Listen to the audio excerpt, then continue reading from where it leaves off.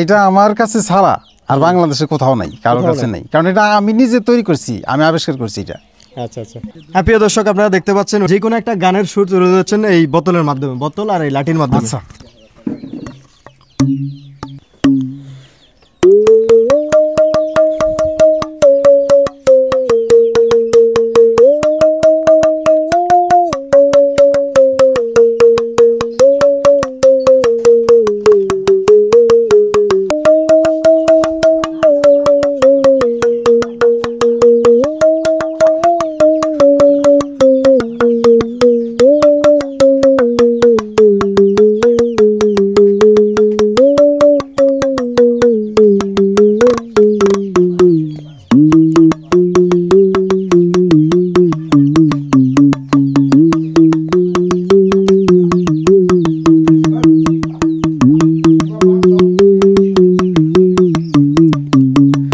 দর্শক আপনারা দেখতে পাচ্ছেন যে উনি